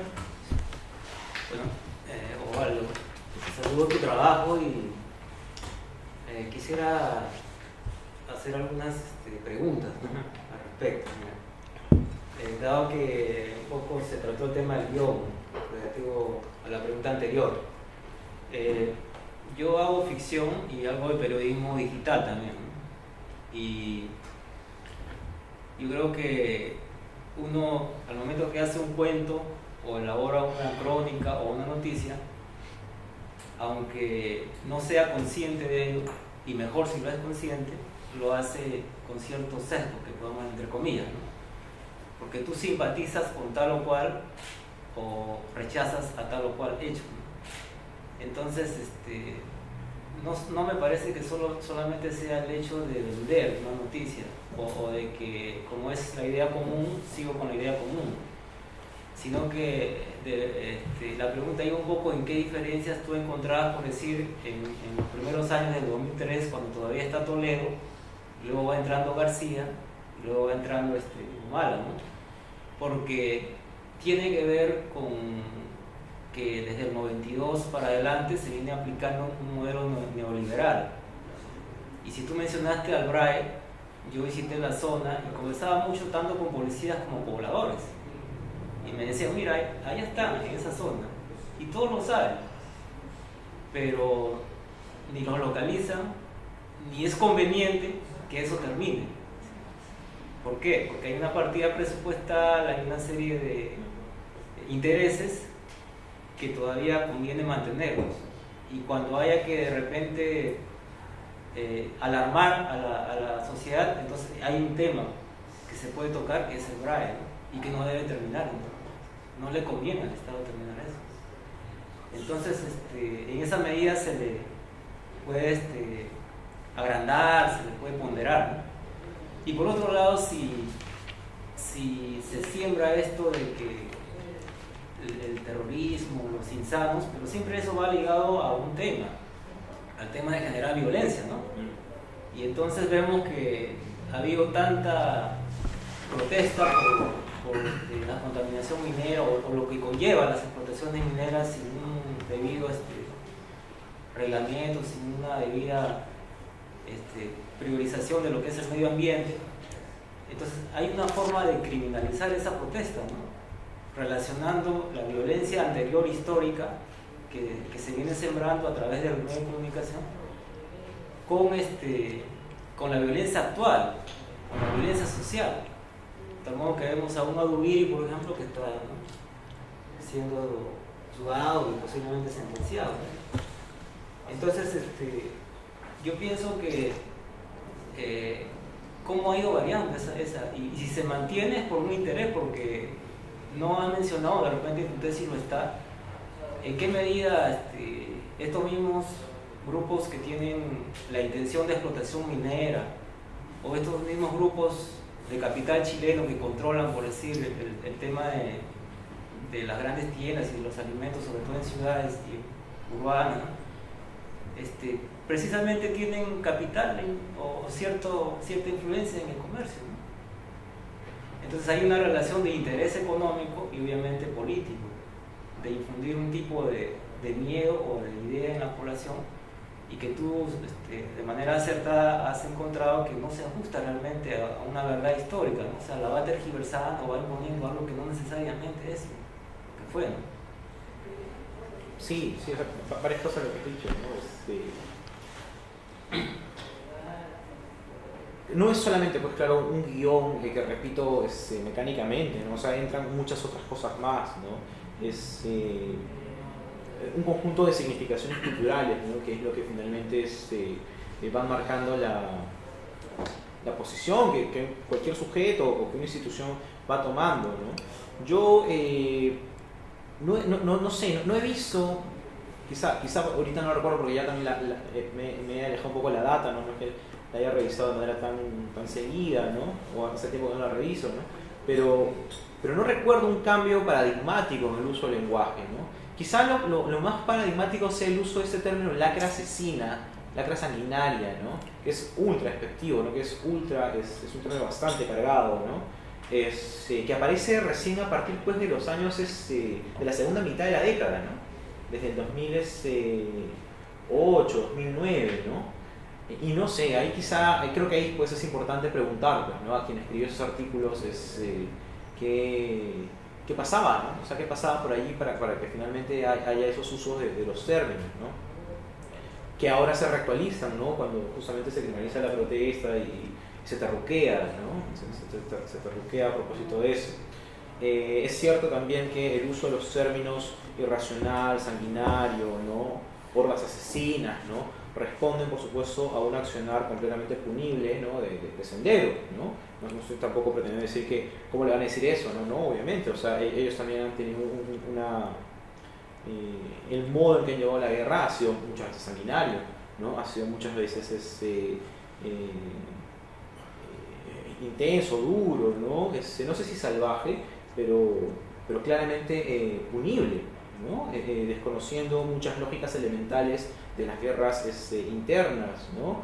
Respetando los derechos más mínimos, ¿no? Sin embargo, ¿no? Y creo que eso de algún modo encuentra amparo, encuentra resonancia en cómo se les denuncia como sanguinarios, como irracionales, como asesinos, ¿no? Y sin embargo, ¿no? Lo que al menos yo intento plantear con la tesis, ¿no? Es que se denuncia eso, ¿no?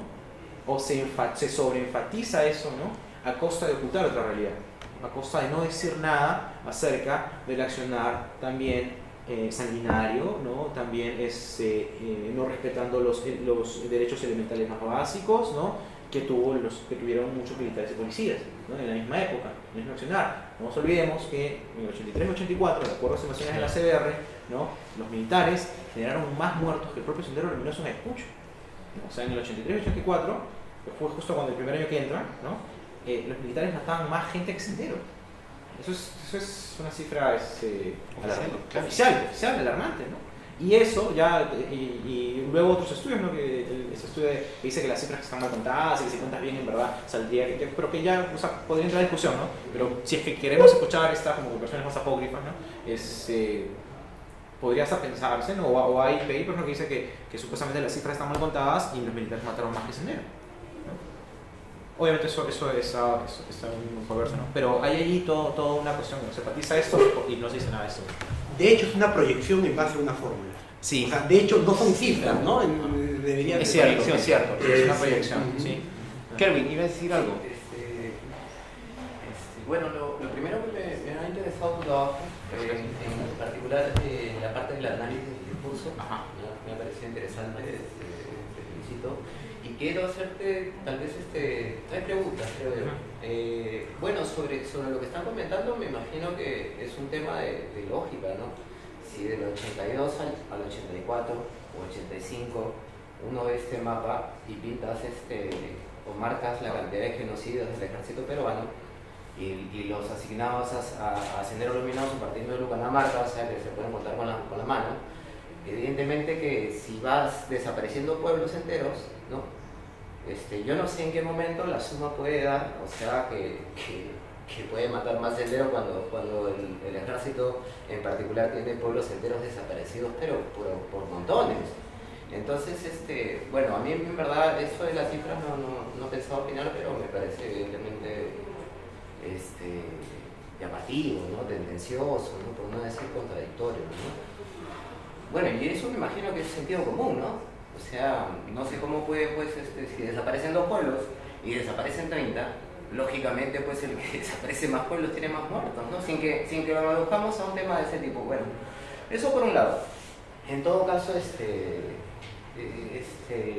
bueno, yo como digo, tampoco he leído desgraciadamente tu trabajo completo, pero hay unas experiencias que me parecen interesantes en contra del famoso informe, ¿no? De la Comisión de la Verdad, que me parece que hay mucho por observar también. Ahora, sobre las preguntas, la primera es que justamente cuando estás haciendo el análisis del discurso en este PowerPoint, no sé si o lo perdí yo, pero me ha llamado un poco la atención que no encuentre un poco lo que es la construcción del enemigo, ¿no? Porque finalmente, todo eso, tú puedes concluir que así se construía el enemigo, ¿no? Y dentro de eso se pueden hablar de guiones, sean tasks, incluso la construcción de la memoria en el ejército, el señor Freire, en oficinas, y no, con escritores a sueldo, con actores y todo, ¿no? O sea, lo del guión creo que es más de lo que digamos se puede deducir, ¿no? O sea, no creo que haya un guión como un manual, pero sí evidentemente está, porque de tu trabajo se puede deducir cuál es la pauta, ¿no? O sea, entonces eso es lo primero, ¿no? O sea, no sé si está en tu trabajo, pero sí me llama la atención que, digamos, porque al final yo cuando te estaba escuchando, cuando te estaba leyendo, me quedaba con eso, ¿no? Y sobre eso hay mucho trabajo, hay mucha literatura también, súper interesante, ¿no? Pero me parece que eso tiene que ver con eso, o sea, o podría ser por lo menos una conclusión. No, sí, de acuerdo. Segundo, que entre los ejemplos, cuando pusiste los ejemplos nulos, ¿no? O así, o no, no sé si esté en tu trabajo, pero me parece que puede ser también interesante en ese tipo de ejemplos, justamente cuando, en el caso de la comisión, cuando señala la responsabilidad principal para violaciones sexuales, ¿no? Atribuye el 83% para Fuerzas Armadas y Fuerzas Policiales, 11% Sendero Luminoso, MRTA, y la diferencia que sería un 6% que vendría a ser otro, ¿no? Sí. Entonces, creo que esa es la única parte, creo, de ese informe, digamos, donde señala que el principal violador sexual, y hoy en día que el tema está súper en boga además, ¿no? Y ese tratamiento, digamos, como que, no sé, o sea, queda en una línea, cuando yo tengo claro de que, bueno, o por lo menos esa conclusión dice que los principales violadores sexuales del Perú, contra mujeres contra mujeres campesinas, históricamente es el ejército y la policía, y no solo en este conflicto interno. Y no hay ninguno pasado. Claro, no, entonces, pero digo que hubiese sido, de repente, por eso digo seguro que estará en tu trabajo, pero digamos, hacer el señalamiento de que incluso cuando ya la comisión señala el principal responsable son el ejército, o sea, simplemente nadie dice nada y hasta hoy, ¿no? Sí, eso es No, o sea, que a mí me dice, bueno, entonces eso es otro punto, y que te pregunto, y la última, en un momento al inicio de la exposición leí que mencionaste que en un momento de esa evolución hay la llamada profesionalización, ¿no? O un esfuerzo. Yo te pediría un poco, considerando de que la objetividad no existe, considerando de que los periodistas muchas veces son mercenarios, ¿no? O básicamente en el sentido de que les pagan y tienen que repetir una línea editorial y si no quedan en la calle, y considerando que esa es la historia, ¿no? La historia más allá de ese contexto. O sea, ¿cómo es que se da o se podía dar, digamos, ¿no? Porque eso no ha cambiado, ni va a cambiar, ¿no? La verdad tiene dueño, esta es la posverdad, este es el tiempo de la mentira, ¿no? De hace mucho. Entonces digo, ¿cómo es que se podía dar o se daba ejemplos de ese esfuerzo de profesionalizar, sabiendo, digamos que la condición económica de los trabajadores de la noticia, ¿no? Es una condición de asalariados, ¿no? Y que no tienen ninguna libertad, ¿no? Y si piensan, es según un esquema, además de sus mediaciones, ¿no? Pero bueno, al final son asalariados de una línea, ¿no? De un interés. Bueno, esas son las 3 preguntas. Y yo solamente para complementar. Bueno, en realidad, antes que se me pase, porque ya creo que tiene que terminar la mesa, me da la sensación, recordando, ¿no?, la década de los 80 y todo eso, y en el ejercicio del periodismo, que mientras más débil es el enemigo, más feroz es el ataque. Porque yo recuerdo ahorita, pues, ¿no?, inclusive en La República, la revista Sí, hasta en la revista Oiga, que era muy de derecha, aparecían, pues, ¿no?, entrevistas exclusivas con los mandos de acá, de allá, y no había esta, no sé cómo, coprolarización del lenguaje, no era tanto. Es más, si revisamos esos medios de comunicación, en algún momento había un discurso de algunos sectores de las élites, inclusive que tendían hacia la amnistía, ¿no?, desde el APRA, por ejemplo, ¿no?, sobre presos políticos. El lenguaje era otro. Bueno, estaba más cerca de los 80, ¿no? Ahora ya hay toda una... No, pero a eso es lo que me refiero, justamente eso, que mientras más fuerte es el enemigo, el discurso periodístico, por lo menos lo que demuestra ese conflicto, es más concesivo, de mayor cuidado. Y cuando más débil y derrotado, y que es algo que está probado, o sea, no hay ningún peligro ni nada, más fuerte es la carga, la carga negativa con que adjetivizas al enemigo. O sea, más fuerte es la construcción del enemigo. Y eso es algo paradójico, ¿no? Perdón, pero quizás no sea paradójico porque al final justamente concentra fuerzas para aplastar enemigos, y ese es un principio de la guerra, ¿no? Más bien están aplicando... Sí, y solamente... Es lo lógico. Y ahora lo que se... O sea, digamos, pero aparece algo como algo ético, ¿no? O sea, digamos, se te presenta al otro y tu posición frente al otro como algo ético. O sea, no dialogar, no plantear nada, no beneficios, nada. Entonces, el aplazamiento total. Y esto se presenta no como una estrategia de guerra, como tú lo estás viendo, que las cosas están claras en ese aspecto, pero no se presenta como una estrategia de guerra, sino se presenta más bien como una cuestión ética, ¿no? Que por ética no podemos concederle nada, cuando en plena guerra estuvieron dispuestos a hacer muchas concesiones, ¿no?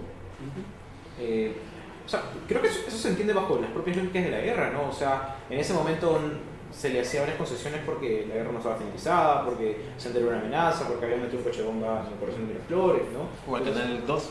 O el Canal 2, o se mataban periodistas, ¿no? Entonces me parece que, claro, ahí era mucho más fuerte, ¿no? Y ahora podría hablarse incluso de un ensañamiento, ¿no? O sea, ya como esas peleas callejeras cuando ya han golpeado a alguien y está caído en el suelo, lo empiezan a patear aún más cuando ya estaba caído, ¿no? Un poco con esa metáfora, ¿no? Creo que es un doble juego también, ¿no? Esta idea de siempre, esta cuestión de Humberto Eco, ¿no? Se necesita siempre construir un enemigo, necesita construir un otro frente al cual nosotros podamos referenciarnos como sujetos positivos, ¿no? Y ese otro, un sujeto maldito, malo, perverso, todo lo negativo, ¿no? Eso. Respecto a lo de la profesionalización, no sé, yo no creo que es tan duro, ¿sabes? Yo no creo, a pesar de que también soy un descreído y un escéptico de la prensa, o sea, yo no creo que no pueda haber una profesionalización, o sea, en los años 80, o sea, mal que bien, o sea, la gente que estaba haciendo cosas, intentando pequeños atijos, pequeñas investigaciones, pequeñas luchas cotidianas, actos heroicos cotidianos, ¿no? La misma gente que acá está, ¿no? Y piensa en Gorriti automáticamente, ¿no? O sea, piensa en Gorriti con lo que cuenta en su libro Sendero, ¿no? O sea, él es uno de los primeros que llega y se encuentra con los abusos de las Fuerzas Armadas, ¿no? O sea, él llega a Ayacucho 2 días después de que el ejército ha entrado y entra al calabozo y ya descubre que hay una mujer a la que están violando, ¿no? O la que están violando, o la que han violado, ¿no? Pero la tiene ahí, ¿no? Y es portada de careta al día siguiente, ¿no? Pienso en el Mundo Cruz, develando las cuestiones de la cantuta, ¿no? Pienso en la propia gente Hildebrand, ¿no? Te refieres a cuestiones más particulares. Obviamente, y siento que ahora funciona igual, ¿no? Siento que ahora funciona igual, ¿no? O sea, todo el mundo se queja de la prensa, que la prensa no informa bien, pero los grandes proyectos de investigación en la región son proyectos que han salido más bien huyendo de los medios y se han ido a otros lados, ¿no? En Centroamérica, un proyecto fascinante es el Faro, por ejemplo. Como esa gente, ¿no? Está está narrando la historia de los Mara Salvatruchas, por ejemplo. Consiguieron la primera exclusiva con ellos, consiguieron entrevistas, ¿no? Son los que se han bajado ahorita al Premier, de El Salvador o de Nicaragua, creo. No, de Nicaragua, no, El Salvador. Está el Museo de Corrupción. O sea, es gente que desde el periodismo independiente está haciendo grandes cosas, ¿no? Entonces, eso me parece un ejercicio saludable, incluso heroico, podría decirse, porque han matado a un redactor de El Salvador por estar en estas cosas, ¿no? De profesionalización de los medios, ¿no? Y acá pensemos en el ojo público, ¿no? Pensemos en Guayca, pensemos me olvidé el nombre del otro medio de Milagros. ¿Lucidez? ¿Ah? ¿Lucidez? ¿Lucidez? ¿Cómo se llama el de Milagros? Convoca, ¿no? O sea, proyectos independientes que justamente han salido, ¿no? De los grandes medios, ¿no? Intentando hacer periodismo serio, periodismo independiente, ¿no? Pero también es un periodismo que se mantiene a base de financiamiento, ¿no? O sea, eso nunca tengo idea, ¿no? Financiamiento de ONGs, financiamiento de premios, esas cosas, ¿no? Y cuando habla de la CBR de eso, habla justamente, la CBR justamente habla de eso, ¿no? De cómo hay pequeños espacios o gente que dice, ok, vamos a investigar, ¿no? ¿Qué está pasando acá? Es gracias a ellos que nos enteramos de Panamarca, es gracias a esa gente que nos enteramos de la Catuta, ¿no? Y tantas otras cosas más que han llegado, ¿no? O sea, claro, la prensa está íntimamente anclada y dominada por el discurso, por el condicionamiento económico, pero eso, como en todos los espacios, no siempre permite, pero eso no impide, ¿no? Que como en otros espacios no haya posibilidad de negociación, ¿no? Finalmente siempre hay una posibilidad de negociar, y con negociar me refiero a sacarle la vuelta a esta imposición, ¿no? A buscar algo más allá de lo que estaba colocado, ¿no? Lo otro que me comentabas era lo de la construcción del enemigo. Creo que lo comentaba por ahí. No lo puse en mi tesis porque sentí que eso era algo que como que era un primer hallazgo que podía parecer como que muy ligero, muy impuesto, en el sentido de que, ok, vas a comenzar diciendo algo que podría ya ser obvio, ¿no? A mí me interesaba más bien hacer como que, no la chamba macro, decir esto están construyendo enemigos, sino demostrar cómo a nivel micro, cómo estaba construyéndose una representación del sujeto, ¿no? Que claro, a la larga es un enemigo, ¿no? El mayor enemigo de la sociedad peruana, ¿no? El terrorista, ¿no? Pero sí, claro, finalmente se coloca allí, ¿no? Como un enemigo construido, ¿no? Como un enemigo al que hay que odiar, al que hay que despreciar. ¿Alguna pregunta? ¿Comentario? Yo tenía una. Dime. Cuando hablaste en tu exposición sobre el tema de la producción informativa en general, creo que también se ha puesto a debate el tema de la producción de armas rotativa de los distintos medios de comunicación. O sea, se habla de información, es cierto, de cómo se produce información, pero tu tesis no ha ido enfocado a la información, según tengo entendido, sino al periodismo de opinión. Entonces, me gustaría saber por ese lado, ¿por qué escogiste justamente editoriales, ¿no? Teniendo en cuenta también que hay una tesis previa, ¿no? Que analiza ya el Comercio, el diario Marca y Expreso, si no me equivoco, en donde ya hay, digamos, cierta línea de cómo se estaba produciendo el discurso por parte de ese diario en cuanto al tema de la violencia, ¿no?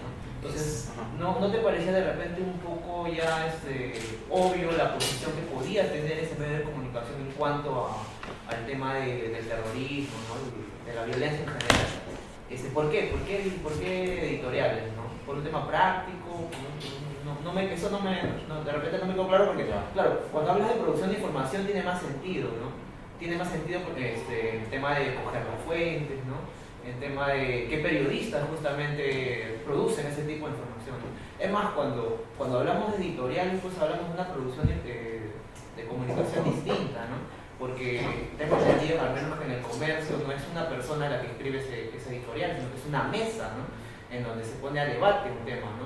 Y en donde ahí es que se concibe la editorial, ¿no? Entonces, de repente, incluso, no sé si lo has tenido en cuenta, pero digamos, una limitación que puede tener la investigación es esa, no haber concebido de repente la posibilidad de que no ha habido una uniformidad a lo largo de los 10 años en cuanto a la producción de la editorial, ¿no? En cuanto a la participación de los editorialistas que hayan participado durante todo ese proceso de 10 años de qué has analizado, ¿no? Entonces de repente podrías haber tenido en cuenta eso, ¿no? No sé cómo viste esa situación de quiénes, por ejemplo, hacían la editorial en el 2003 y quiénes la hacían en el 2013, ¿no? Y nada más recuerdo que preguntaron ese tema de por qué hasta el 2003, porque creo que alguna vez lo conversamos, creo que me parece porque hasta ahí llega una de las tesis que están dentro de... Así llega lo de la CBR. La CBR llega hasta el 2003. La CBR llega hasta el 2000. No, llega hasta o sea, el apartado de información llega hasta el 2003. La CBR se presenta Pero en creo el que lo 2003. mencionaste en una parte de tu trabajo que dices al 2000. El Bueno, 2003 me quizá- parece que es uno de los antecedentes de la investigación, que creo que una de las investigaciones... Puede ser, quizás me estoy olvidando, pero o sea, lo que yo ¿sabes cómo recuerdo esto? Porque Jacqueline Fox entrevista a Gorriti en junio del 2003, ¿no? Y está citado ahí, ¿no? O sea, cuando yo le pregunté a Jacqueline Fox, ¿no? Me dijo, sí, desgrabé todo un mes, ¿no? Porque o sea, grabé como 5 veces con él, desgrabé todo un mes, ¿no? Es cierto, esa tesis, lo que pasa con esa tesis es que se trabaja análisis de contenido, entonces lo que hace es contar cuántas editoriales han trabajado el tema, pero no analiza el tema, finalmente no analiza cómo se está representando, ¿no? Y yo creo que por eso no es que tomo nuevamente esa época, ¿no? Es eso.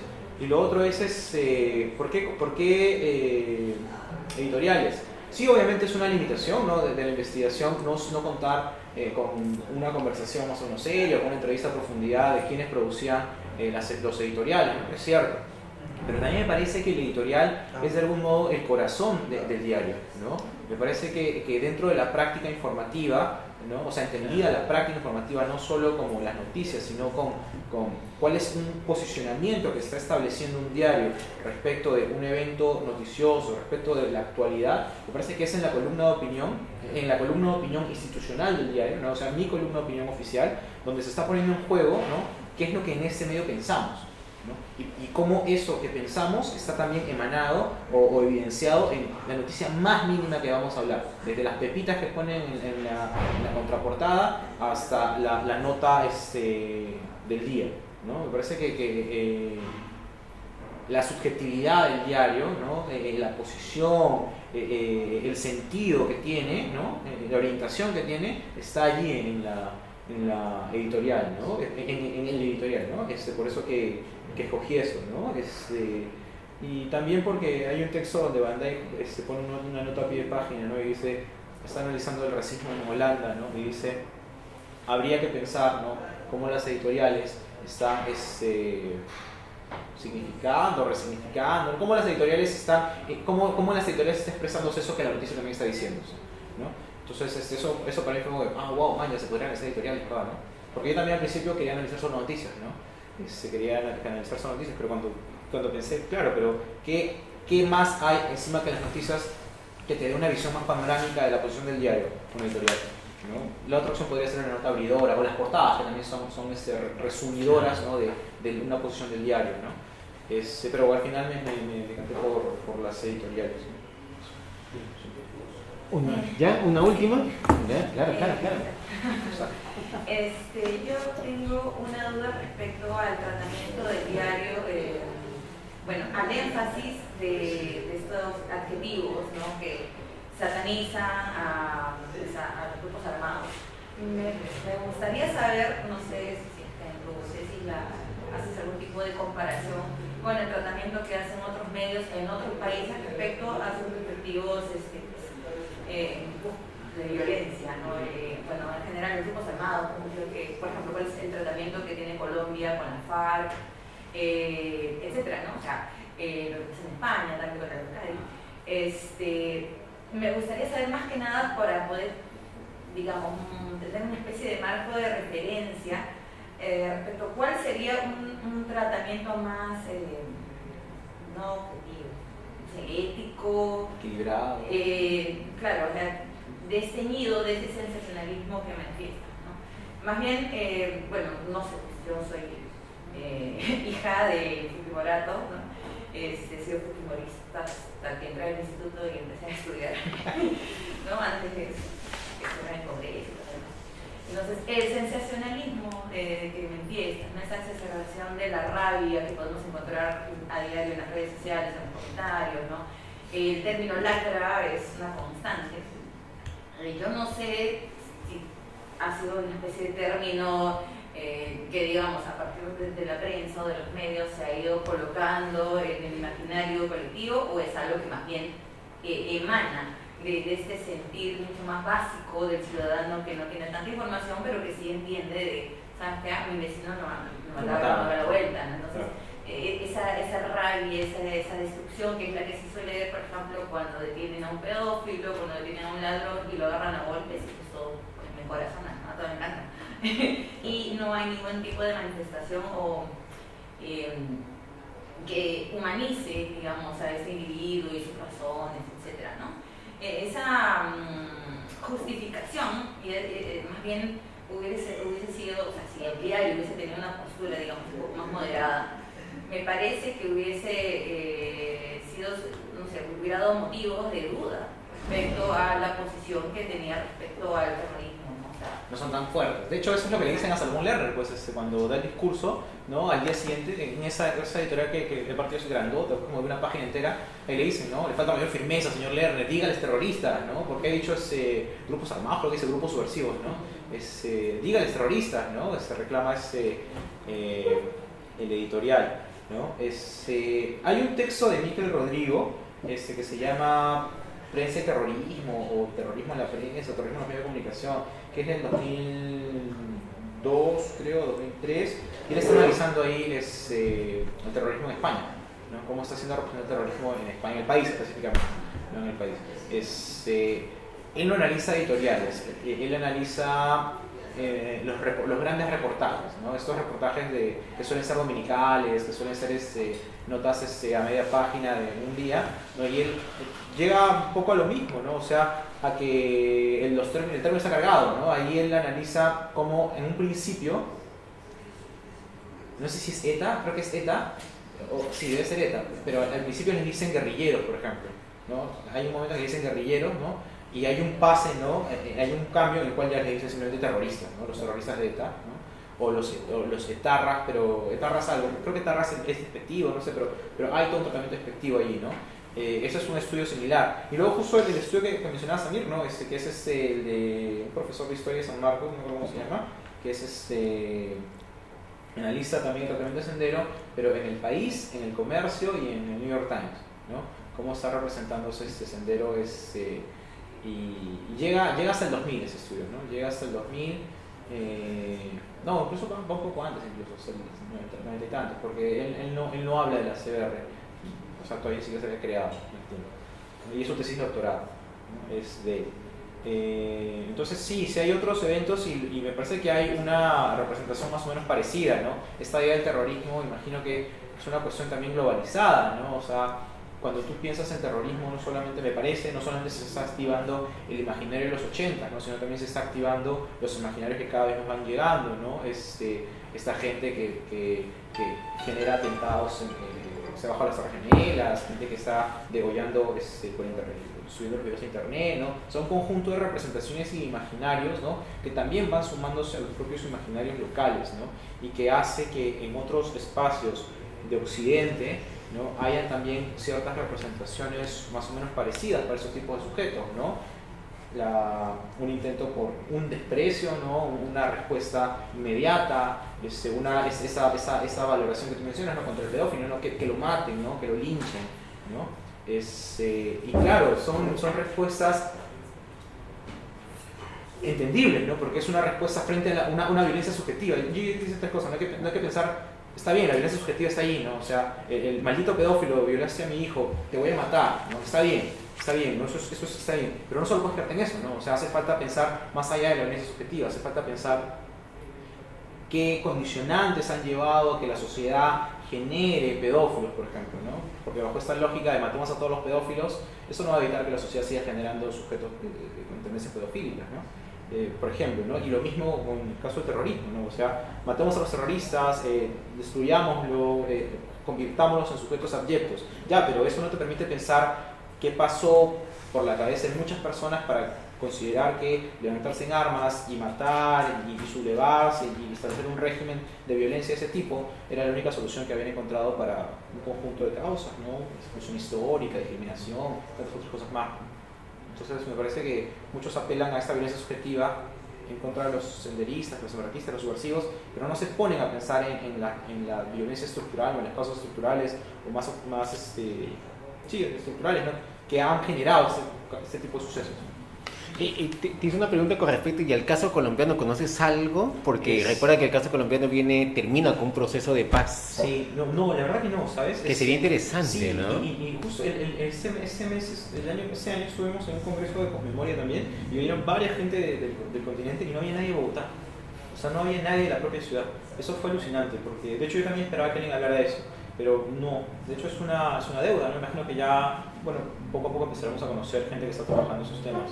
Claro. Que de hecho van a Yo ser- tengo una visión un poco superficial así de lo que sucedió en Colombia con respecto a este tema.